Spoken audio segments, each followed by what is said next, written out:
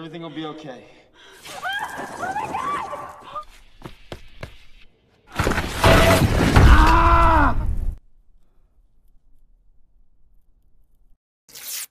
Halo pengguna YouTube yang terhormat, selamat datang. Di video kali ini kita akan membahas alur film 127 Hours atau 127 jam tahun 2010. Yang menarik dari film ini adalah diangkat dari kisah nyata. Inilah kisah. Benar sekali, kisah nyata dari seorang penggemar kegiatan menantang di outdoor, Aaron Ralston. Dia melakukan perjalanan ke daerah Tenggara Utah dan mengalami insiden di mana tangannya terjepit batu selama 127 jam pada tahun 2003 silam. Dan pengalamannya ini ia dokumentasikan ke dalam sebuah buku yang berjudul Between a Rock and a Hard Place. Gimana, apakah kalian penasaran dengan perjalanan Mamang Aaron ini? So, let's get to the movie. Film dimulai dengan adegan seseorang yang terlihat sedang sibuk berkemas-kemas. Dia adalah Aaron Ralston yang diperankan oleh James Franco. Dia hendak pergi ke suatu tempat, oleh karena itu dia membawa bekal makanan dan minuman serta beberapa peralatan yang dibutuhkan untuk perjalanannya. Hari Jumat tanggal 25 April 2003, ia memulai perjalanannya. Setelah itu, ia memutuskan untuk tidur dan tibalah hari Sabtu. Ia solo traveling ke daerah Utah, Amerika Serikat. Ia ke sana karena ingin mengunjungi sebuah tempat, yaitu Blue John Canyon, sebuah ngarai atau lembah yang terjal yang memang menjadi ikonnya di Utah. Tibanya di sana, dia ketemu dengan dua awewek yang tersesat. Sudah menjadi rahasia umum bukan? Semua cewek itu tahu segalanya. Yang mereka nggak tahu adalah membaca maps. Kiri ke kanan. Kiri, kanan. Sama dengan dua cewek ini, yaitu Christy dan Megan. Mereka tersesat karena salah membaca maps. Tujuan mereka pergi ke dom, tapi malah muter-muter nggak jelas. Dengan modus tipis-tipis, Aaron ini menawarkan diri untuk menjadi pemandu, dan mereka pun menyetujuinya. Setelah sampai di pintu masuk, Aaron mengajak mereka melewati jalur tersembunyi, yang mana mereka harus melewati celah sempit. Dan tiba-tiba saja Aaron menjatuhkan diri di celah sempit itu. Everything will be okay. Megan dan Christy sangat panik kan, takut si Aaron ini meninggoy. Tapi ternyata di bawah sana terdapat sebuah hidden place, sebuah tempat pemandian air hangat gratis. Megan dan Christy tergiur dan memutuskan untuk ikut terjun bebas.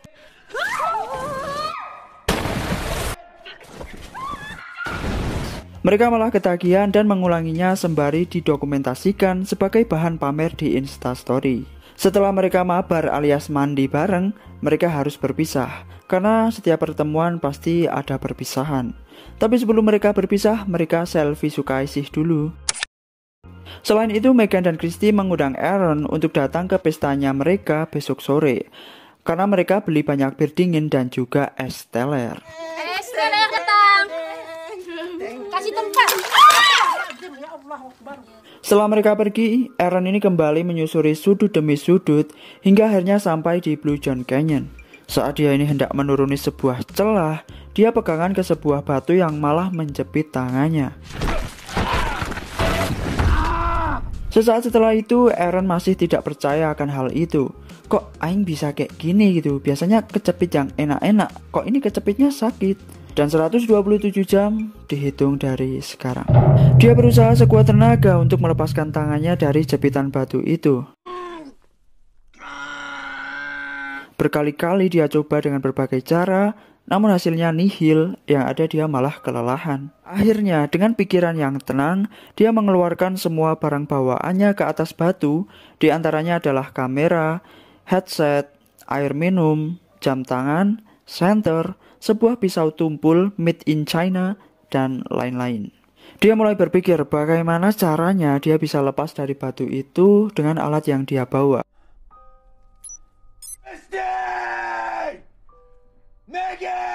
Hal pertama, dia mengambil pisau made in China itu, yang bahkan pisaunya tumpul.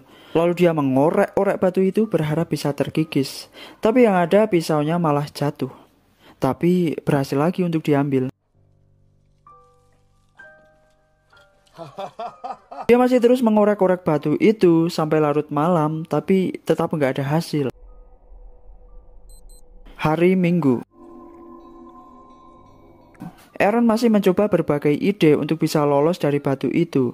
Dia mengikat batu itu dan mengaitkan talinya dengan tumpuan yang ada di atas. Tapi tiba-tiba Aaron ngelihat burung gagak dan juga ada seberkas sinar matahari untuk menghangatkan badannya. Dia terbayang akan sosok dirinya dulu dan ayahnya, dan dia nggak mau kalau harus mati konyol di sana. Pada jam 3 sore, karena Aaron ini berpikir bahwa mungkin saja dia akan meninggal di sana, Aaron akhirnya membuat sebuah vlog. Dia memperkenalkan diri serta menyampaikan sepatah dua patah wejangan bahwa siapapun nanti yang menemukan kamera itu, tolong sampaikan ke orang tuanya Aaron. Waktu terus berjalan, tiba-tiba udah gelap aja. Dia kelelahan dan mencoba untuk tidur. Tapi dia sangat kelaparan dan akhirnya makan sisa makanan seadanya. Bahkan dia itu juga makan softlenya. Set rasanya gimana tuh kan?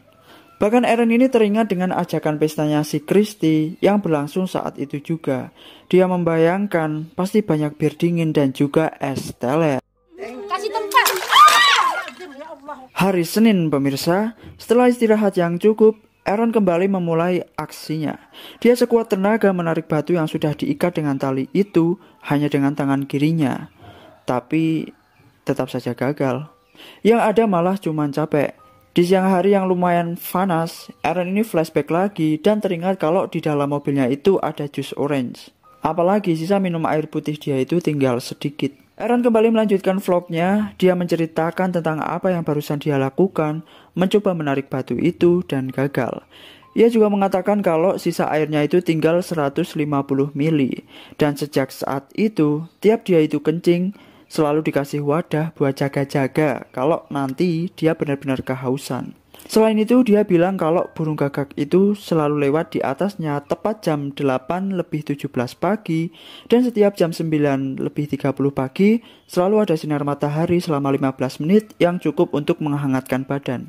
Dia masih berusaha mengorek-korek batu itu, sampai akhirnya dia menemukan ide yang sangat fantastis dan menyenangkan, yaitu potong tangan. Dia mengikat sekuat tenaga supaya darahnya itu nggak ngalir ke tangan kanannya. Dan layaknya Sumanto, Aaron ini ternyata punya ilmu kebal. Pisau itu tidak mampu menggoreskan luka di tangannya.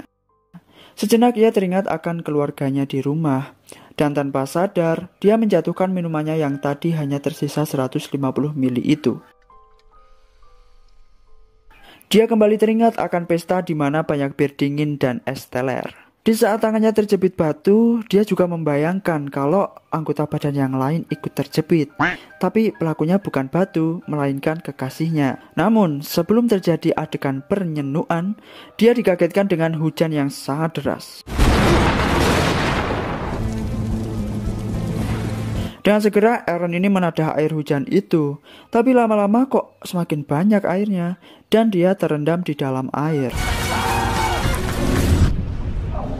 Tapi dengan adanya air itu, ia malah berhasil lolos dan langsung berlari ke arah mobilnya, lalu pulang. Indah sekali bukan hayalannya si Aaron ini? Dan akhirnya dia tersadar bahwa dia masih terperangkap di sana. Hari Selasa, Aaron kembali melanjutkan vlognya. Dia membuat sebuah monolog atau berbicara dengan dirinya sendiri, menjadi seorang komedian untuk menghibur diri. Dan setelah capek ngomong sendiri, dia meminum sisa air yang ada di botol itu, dan sekarang airnya benar-benar sudah habis. Setelah mempertimbangkan dengan matang, dia kembali untuk mengamputasi tangannya sendiri. Tapi dia mengurungkan niatnya karena tidak tahan dengan rasa ngilunya. Hari Rabu, Aaron benar-benar sangat haus, dan mau gak mau, dia harus meminum air seninya sendiri. Di situasi seperti ini tidak ada makanan atau minuman halal atau haram. Yang penting bisa bertahan hidup. Lagian yang haram itu cuman apa, Bu? Yang haram itu cuman babi. Dan karena dia itu sudah yakin bahwa dia akan meninggal di sana, akhirnya dia menuliskan tanda di dinding itu, Rime in Peace, Aaron Ralston, 1975-2003. Dia memutar kembali videonya bersama Christy dan Megan, mengingat kenangan pada saat itu. Andai saja kemarin dia ikut mereka pulang, pasti tidak terjadi hal seperti ini. Dia terus merenungi nasib, detak jantungnya yang sangat cepat, kedinginan, dan berada di titik paling lemas. Dia kembali membayangkan momen-momen bersama keluarganya, bahkan dia juga berandai-andai untuk menikah kelak. Dia juga melihat sosok Blue John Canyon dalam pikirannya.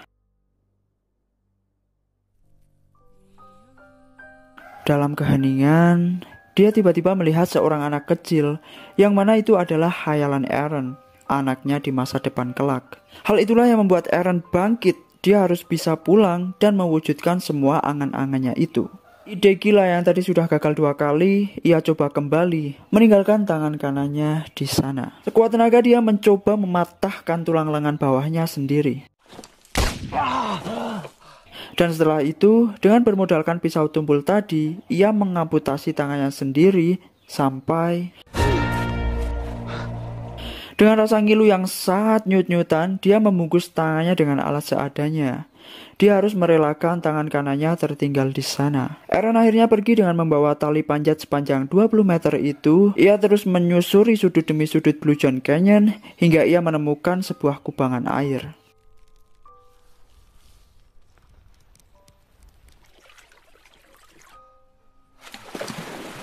Ia kembali berjalan dengan harapan mendapatkan bantuan, dan harapannya segera dikabulkan. Ia bertemu dengan 3 orang pendaki yang merupakan sebuah keluarga.